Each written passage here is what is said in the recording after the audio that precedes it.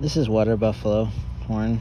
I did a video of pressure flaking on this, and my leather was flopping and you couldn't see anything, so I scrapped it. And I'll just do a few flakes here. We'll do more detailed on this later.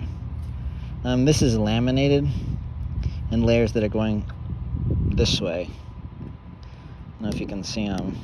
So you want to use that perpendicular to that, or you'll just peel. You won't be able to flake. You'll just peel the horn. So we'll just do a little bit of flaking, and then we'll maybe do a better one next time. I don't know. Hopefully you can see this. When everything's organized on the first set, I like to go back and forth in 2 sets, and then just hit the deltas. But scottsbluffs just get more refined. So the early wider ones will have punch flake remnants, and then when they get narrow, they get very ordered. So I had this thing turned around, and it was wearing, I had used it on some tougher material, and it was wearing and splitting a little bit, so I turned it around. It's not in there great. I like it if it has a little bit more flex. If you can get it in there and sort of twang flex, it works better. But this ought to work okay.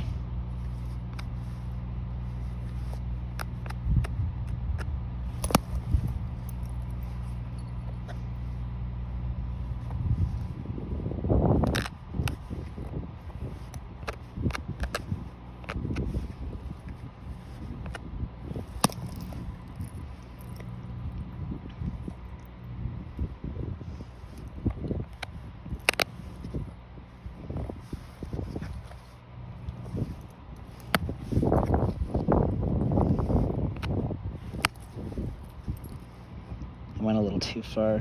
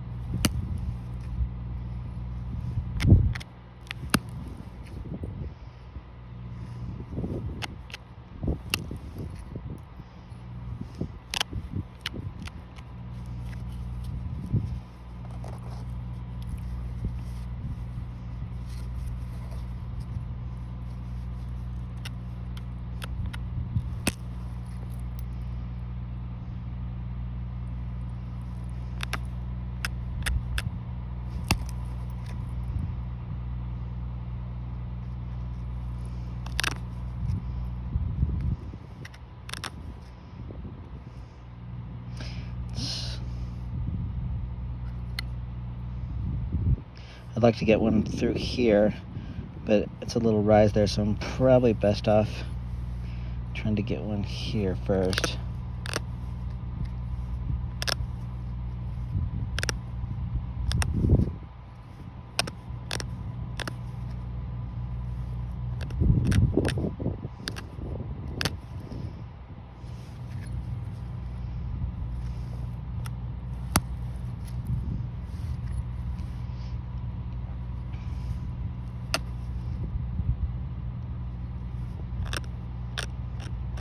It's really important not to get those edges really sharp, so you have to do just a little dulling.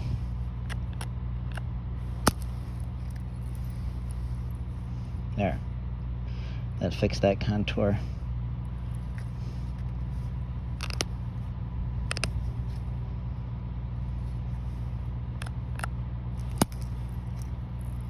That one went a little far.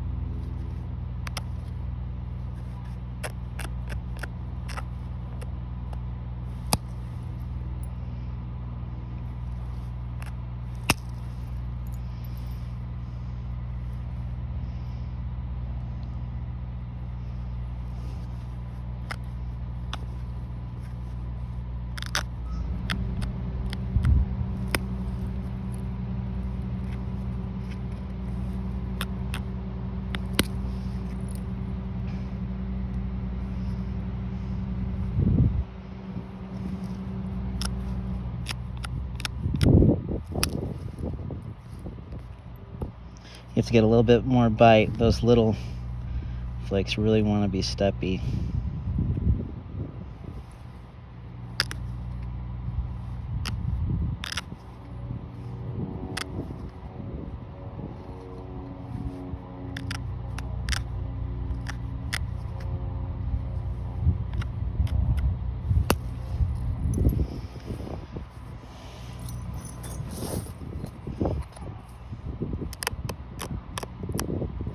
There's a concrete truck in the alleyway. Sorry about the noise.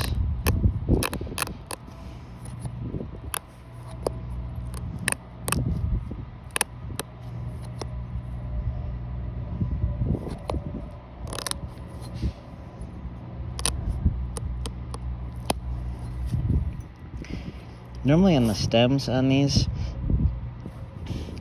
I like to go in with as a tapered of a buffalo tip as I can get away with. And this is, I don't want to just file this one down for that though, so I'll probably just go in with that antler to do that. This thing is not turning out great. This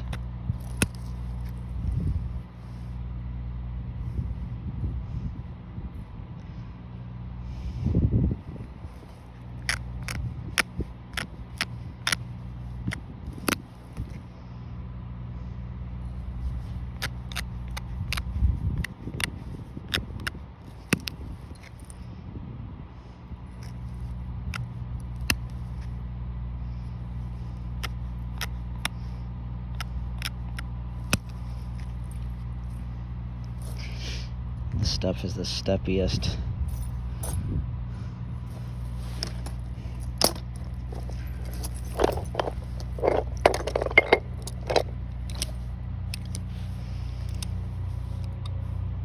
If the natives would have had these, they would have used them.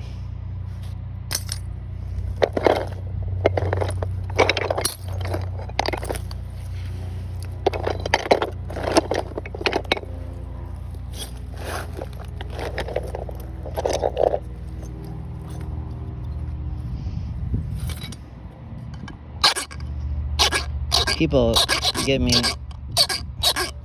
there's always a few of those that at the nap-in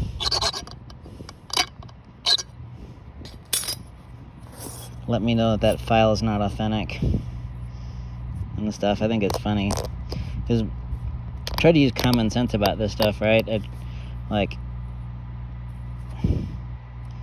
But I do take a couple of shortcuts. But the tools that are on the edges and things are, I think, is what's, I mean, for me, everybody's got to decide what they want to do, right? I don't mind the file. Oh, man. That's a disaster. There's nothing worse than missing your little pop-out on the top of the stem.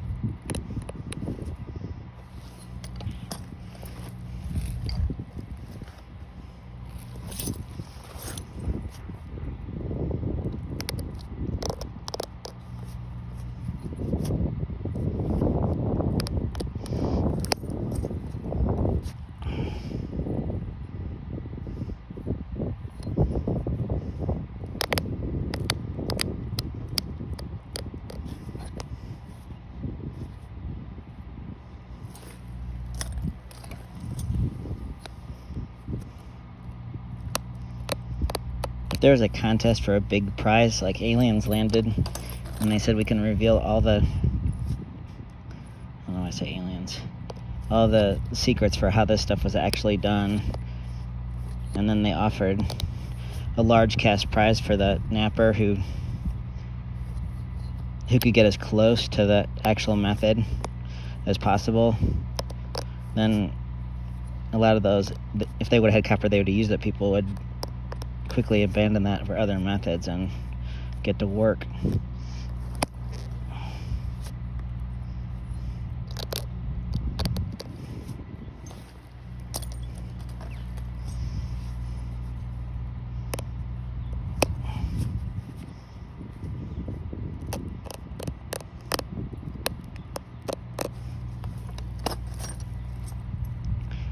On most notch points, when you finish the notches, you don't want to finish on the same side, you want to alternate it.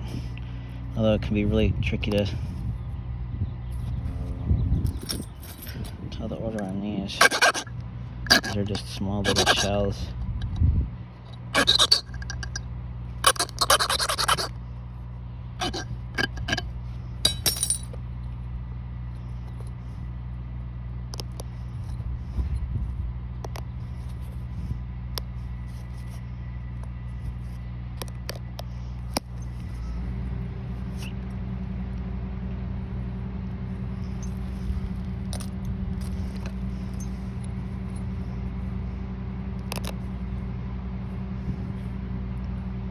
Might just take a little bit of a, need to get in there just a little better.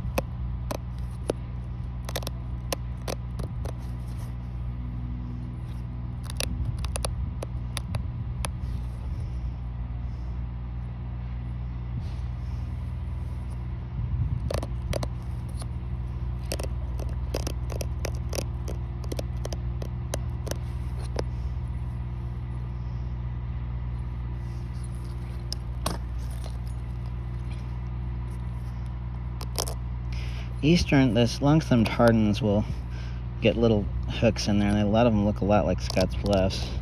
Most of the other scottsbluffs, the shoulders will be kind of straight or even start out a little bit.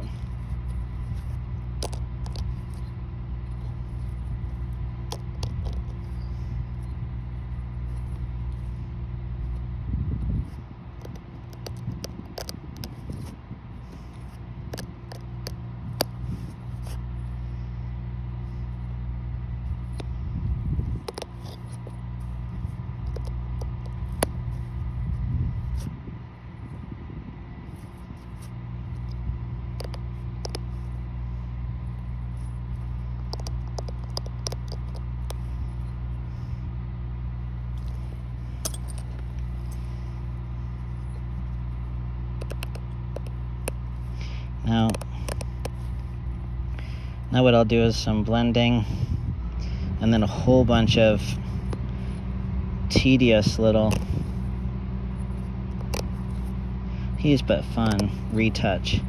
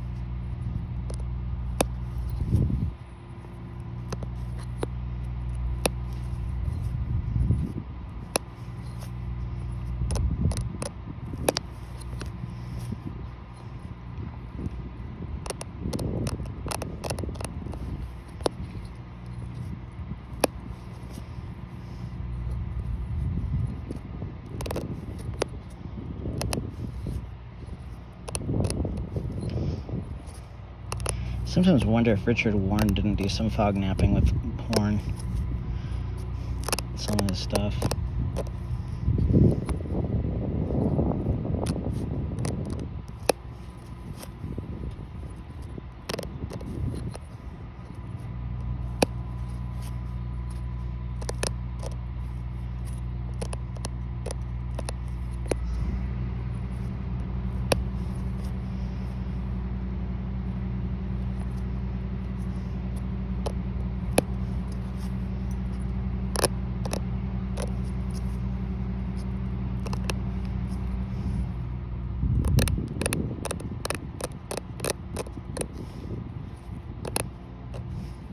Sometimes on scottsbluffs and agate basins, and they're resharpened in the field, you'll see the tip. They'll go and fix a broken tip, and you'll see more of a wavy edge on the tip,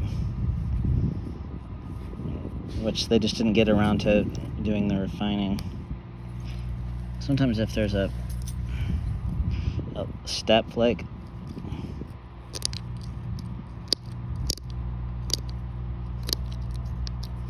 might be able to crunch that off later.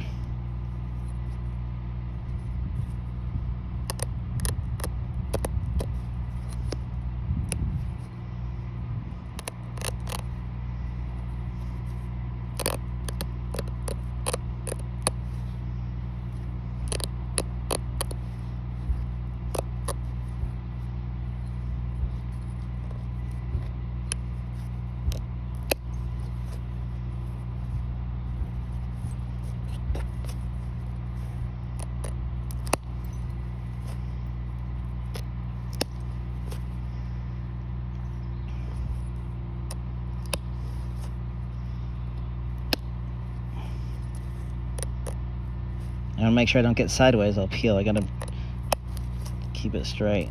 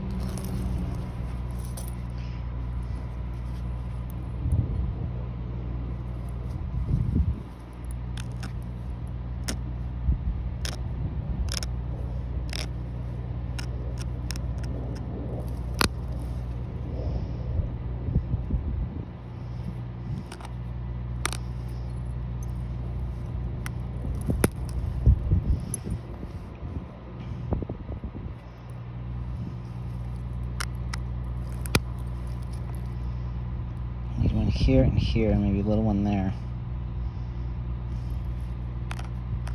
Brush up, take the sharpness off, put a little bevel on.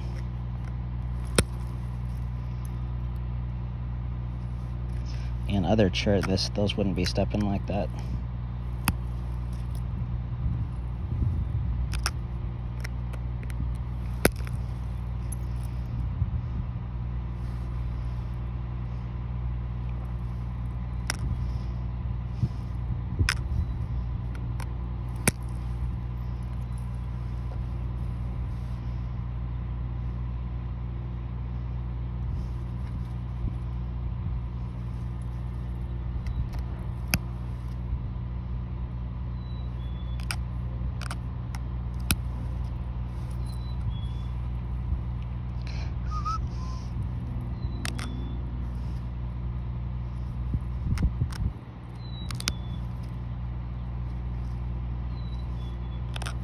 I don't like to crowd the flakes. I need a little one right here. Okay.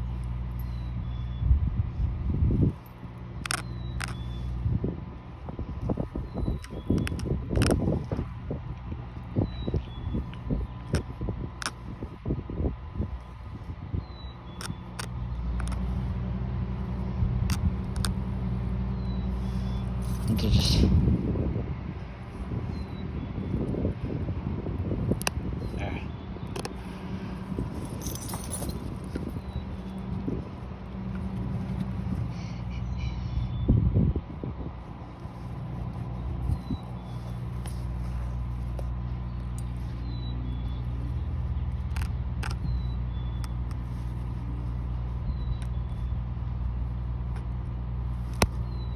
Whoops, my horn, I turned it around and I flubbed that flake because it's not in there good enough. I'm just gonna have to move that. And the stem needs some adjustment here.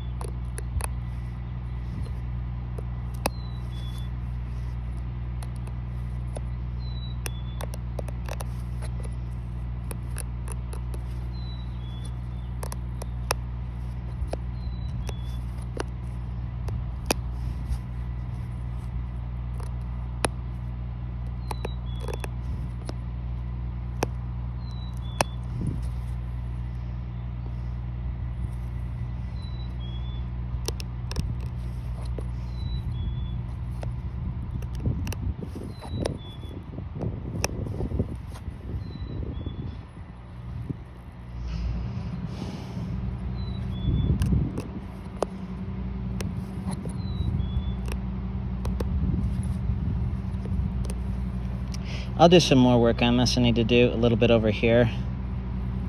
I'd like to put just a little bit more body on it. But that gives you a rough idea of that. And I don't even know if that was in frame, so.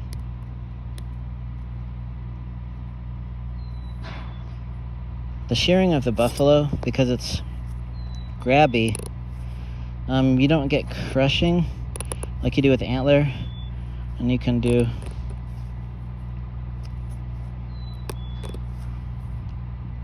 some really nice fine edges that don't have any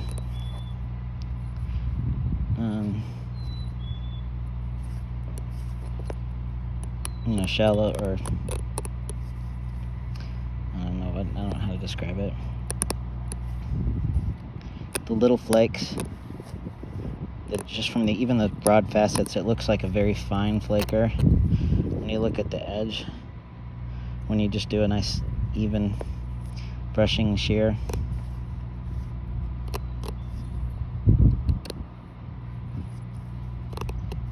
Anyhow, I'll do 15 more minutes of this and finish it up, but that's enough. I'm sort of